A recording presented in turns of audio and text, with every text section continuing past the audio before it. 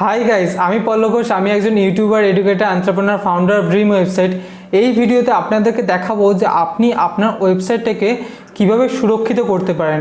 আপনারা অনেকেই জানেন যে একটা ওয়েবসাইটের পিছনে অনেক রকমভাবে হ্যাকাররা চেষ্টা করে যায় সেই ওয়েবসাইটটাকে হ্যাক করার এবং সেটা হ্যাক করে ক্র্যাশ করিয়ে দেবার। তো সেরকমই এক একটা ওয়েবসাইটকে ডেলি হ্যাক করার চেষ্টা করে থাকা হয়ে থাকে 40 বারের উপর। তো সেখান থেকে আপনি আপনার ওয়েবসাইটে কীভাবে রক্ষা করতে পারেন, তো সেটাই আমি আপনাদেরকে পুরোটা দেখাবো। আপনার যদি একটা ওয়ার্ডপ্রেস ওয়েবসাইট থেকে থাকে এবং সেটাকে আপনি কীভাবে সুরক্ষা বজায় রাখতে পারেন সেই ওয়েবসাইটটাতে, সেই পুরো প্রসেসটা আমি এই ভিডিওতে আপনাদেরকে শেখাবো।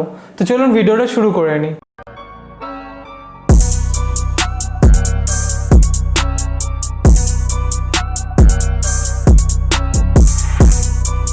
এখন আমি আমার ওয়েবসাইটের ফ্রন্ট এন্ডে চলে এসেছি, মানে ব্যাক এন্ডে চলে যাবো এবং ব্যাক এন্ডে গিয়ে আমি একটা প্লাগইন ইনস্টল করে নেবো, সেটা হচ্ছে iThemes। তো সেটা আমি ইনস্টল করব, তারপরে আমরা বুঝতে পারবো আমাদের ওয়েবসাইটে কিভাবে আমরা সুরক্ষা বজায় রাখতে পারি। তো প্রথমে এখানে গিয়ে আমি অ্যাড নিউতে গিয়ে আমি iThemes লিখলাম। তো এখানে আমরা আসবে যেটা, সেটাকে আমরা ইনস্টল করবো এবং অ্যাক্টিভেট করে নেব। তো iThemes সিকিউরিটি এখানে চলে এসেছে বাই iThemesের। এখানে 9 লাখের উপর ওয়েবসাইট এখানে রেজিস্টার করেছে এটাকে, তো এটা খুবই বিশ্বাসযোগ্য। তো আপনারা চাইলে এটা করতে পারেন এবং অ্যাক্টিভেট করে নিলাম। তো অ্যাক্টিভেট করে নিই। এবার আমরা ওয়েবসাইটকে আরও কত রকমভাবে সুরক্ষিত রাখা যায় আমাদের ওয়েবসাইটটাকে, সেটা আমরা এখন করে দেখাবো। তো এটা আমরা অ্যাক্টিভেট করে নিচ্ছি। তো এখন আমাদের iThemeটা অ্যাক্টিভেট হয়ে গেছে, এখানে দেখতে পাচ্ছেন iTheme অ্যাক্টিভেট হয়ে গেছে। তো এখানে আমরা সিকিউরিটিতে যাব, এখানে আমরা সেটিংসে যাব। তো এখানে বলছে এনেবেল করতে, তো এনেবেল করে আমরা সিকিউর সাইটে ক্লিক করলাম। তো আমাদের সাইটটাকে সিকিউর করছে এবার। তো এখানে বলছে যে আমাদের ইমেলের এখানে রিডিরেক্ট টু HTTPS, এখানে এটাতে ক্লিক করলাম আমরা। তো এখানে আমরা এটাকে অ্যাক্টিভেট করে দিই। তো এটাকে আমরা অ্যাক্টিভেট করে দিলাম। তো আমাদের এগুলো সব করা বাকি সব করা রাইটই রয়েছে, শুধু যেই দুটো ছিল সেই দুটোকে আমরা করে দিলাম। তারপর রান সিকিউর ওয়েবসাইট করে দিচ্ছি। তো এখন থেকে আমাদের ওয়েবসাইটটাকে অনেক বেশি সিকিউর হয়ে গেল আগের থেকে। ক্লোজ করে দেবো। তো ক্লোজ করে দিয়ে প্রথমে আমরা সিকিউরিটি চেকে আসবো। সিকিউরিটি চেকে এসে আমরা সব কটা আমরা সিকিউরিটি চেক করে নেন। তাও আরেকবার আপনারা রান চেক করে নেবেন, কারণ দুরকমভাবে চেক করে নিলে কী হয়, তখন এটা আরও বেশি করে সিকিউর চেক হয়ে গেলে আর কোনো ভুল থাকলো না। তো আমরা এটা ক্লোজ করে দিলাম। এবার আমরা গ্লোবাল সেটিংসে আসবো। গ্লোবাল সেটিংসে কনফিগারে আসবো। এখানে দেখবো আমরা কি চেঞ্জ করতে হবে কিনা আমাদের। এখানে একটা রয়েছে লগ আউট হোয়াইট লিস্ট। তো এখানে আমি আমার নিজের আইপি অ্যাড্রেসটা এখানে দিয়ে দিলে এবং সেটাকে কিন্তু আমি যতবারই এখানে লগ ইন করি সেটা কিন্তু ব্লক করবে না। এখানে আমি আমার আইপি অ্যাড্রেসটা পেস্ট করে দিলে আমি যদি ভুল পাসওয়ার্ডও দিই তাহলে কিন্তু আমি পরে আবার লগ ইন করার চেষ্টা করতে পারবো। কিন্তু এখানে দেখুন লেখা রয়েছে যে 3 বারের উপর যদি কেউ আইপি অ্যাড্রেসটা দেয় তাকে পার্মানেন্টলি ব্যান করে দেবে এবং সেটা তারপরে এখানে লেখা রয়েছে কতক্ষণের জন্য, how many days should you log out. তখন 7 দিনের জন্য এই ব্ল্যাক লিস্টে চলে যাবে সে, এবং সেটা 15 মিনিট অন্তর অন্তর সে বারবার চেঞ্জ করতে পারে বা নতুন করে চেষ্টা করতে পারে। তো এখানে আমি আমার আইপি অ্যাড্রেসটা দিয়ে এখানে আমার নিজের আইপি অ্যাড্রেসটাকে আমরা হোয়াইট লিস্ট করে দিতে পারি। তো এখানে আমি আমার নিজের আইপি অ্যাড্রেসটাকে করে নিই। আইপি অ্যাড্রেস লিখে আপনি গুগলে এসে আপনার নিজের আইপি অ্যাড্রেসটা পেয়ে যাবেন।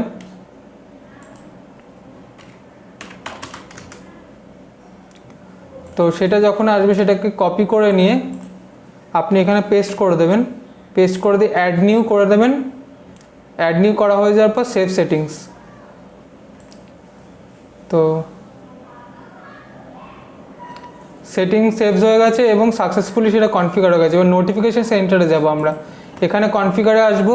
তো এখানে চাইলে আপনার ইমেল আইডিটা দিয়ে দিতে পারেন। তো এখানে আমি আমার ইমেল আইডিটা দিয়ে দিচ্ছি, কারণ যদি কোনো থ্রেড বা কিছু আসে তখন আমাকে মেল করে দেবে এবং বলবে যে আমার এখানে কোনো সিকিউরিটি হ্যাক হওয়ার চেষ্টা হচ্ছে কিনা। তো তারপরে আমি এখানে নিচে আসবো। এখানে আর সেরকম কিছু চেক করা নেই।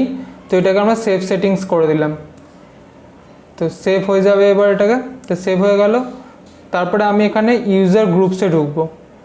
তো ইউজার গ্রুপে এখানে রয়েছে, তো এখানে আপনি ইউজার গ্রুপে আপনি আপনার অ্যাডমিনিস্ট্রেটরকে চেঞ্জ করতে পারেন এবং এখানে এডিট ইউজার রয়েছে, যারা এডিটার রয়েছে, ইউজার রয়েছে, তাদেরকে কতটা আপনি পারমিশন দেবেন তো সেটা আপনি, এবং তাদের যদি কোনো গ্রুপ বানাতে চান সেটা আপনি এখান থেকে সিলেক্ট করতে পারেন।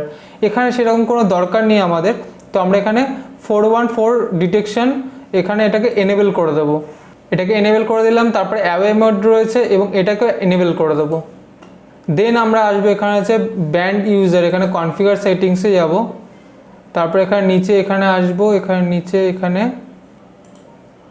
দেন আমরা ব্যান ইউজার আসবো। ব্যান ইউজার এখানে অলরেডি এখানে এনেবল করা রয়েছে।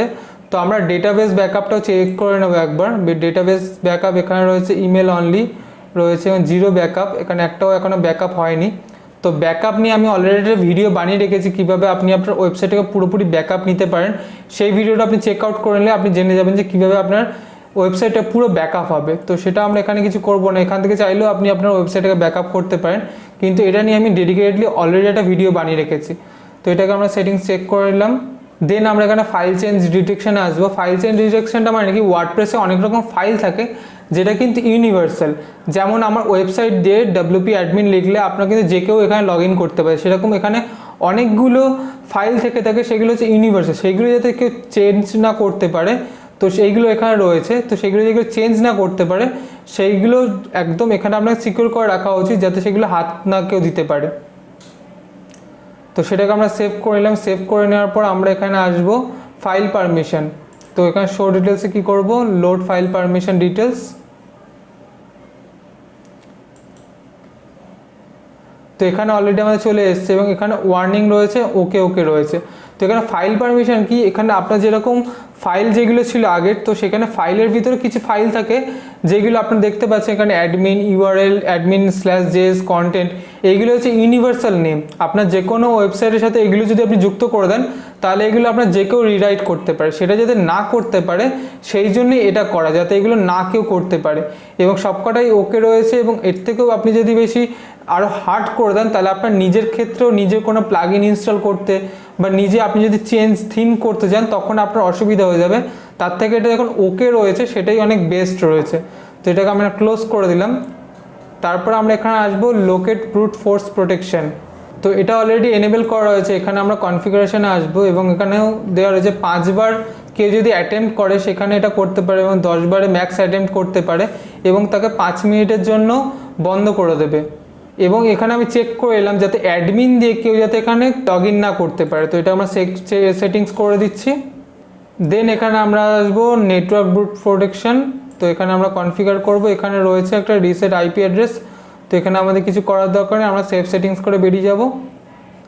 দেন এখানে আসবো পাসওয়ার্ড রিকোয়ারমেন্টস। তো পাসওয়ার্ড রিকোয়ারমেন্টস মানে কি, ধরুন আপনি অনেকজন ইউজারকে, আপনি এখানে ধরুন সাবস্ক্রাইবার আছে, ইউজার আছে, সাপোজ আপনার আমার যেরকম একটা ই-কমার্স ওয়েবসাইট, তো এখানে কিন্তু আমার সাবস্ক্রাইবার প্রচুর আসবে।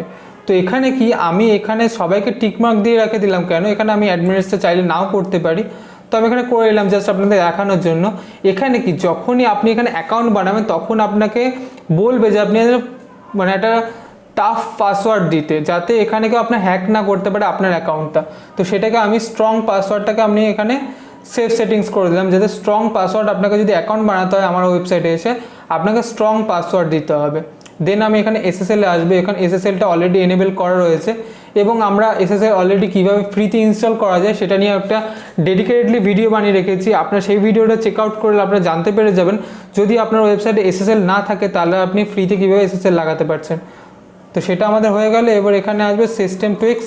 তো সিস্টেম টুইক্স রয়েছে, এখানে আমরা এটাকে এনেবল করব এবং এনেবল করার সাথে সাথে এখানে যখন এনেবল হয়ে যাবে তো এখানে আমরা আবার কনফিগার সেটিংসে ক্লিক করব এবং কনফিগার সেটিংসে এখানে প্রোটেক্ট সিস্টেম ফাইলস, এখানে প্রোটেক্টে ক্লিক করে দেবো।